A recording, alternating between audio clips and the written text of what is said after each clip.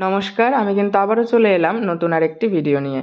এই যে তোমরা আমার হাতে গাছ কৌটোটি দেখতে পাচ্ছ, এটি কিন্তু আমাদের বাড়িতে বিভিন্ন পুজোর কাজে এটির ব্যবহার হয়ে থাকে। কিন্তু এটির গায়ে যে রং ছিল এটি ঠিক আমার মন মতো ছিল না। অনেকদিন হয়েও গেছিল এটির বয়স, তাই জন্য একইভাবে দেখতে দেখতে বেশ কেমন একটা বোরিং লাগতো। তাই জন্য আমি সেদিন কিন্তু রং তুলি নিয়ে বসে পড়েছিলাম এটিকে নতুনভাবে সাজিয়ে তোলার জন্য। বেস কালার হিসাবে আমি কিন্তু মেরুন কালারের অ্যাক্রিলিক কালার ব্যবহার করেছিলাম। এবার মেরুন কালারের অ্যাক্রিলিক কালারটা ঠিক কি, লাল রঙের সাথে অল্প কালো রং মিশিয়ে আমি কিন্তু মেরুন কালারটি তৈরি করেছিলাম। তারপর সাদার সাথে একটু ইয়েলো কালার মিশিয়ে আমি কিন্তু বাকি কলকাগুলো করে নিচ্ছিলাম।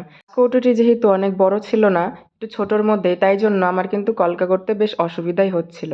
তারপরেও আমি কিন্তু নিখুঁতভাবে যতটা সম্ভব করার চেষ্টা করেছি। এবার তোমরা জানাও আমার এই কাজটি তোমাদের কেমন লাগলো। ভালো লাগলে ভিডিওটি লাইক, কমেন্ট এবং শেয়ার করে দিও। আর হ্যাঁ, এরকমই নতুন নতুন ভিডিও দেখতে হলে আমার চ্যানেলটি কিন্তু সাবস্ক্রাইব করতে ভুলো না। টাটা, সবাই ভালো থেকো।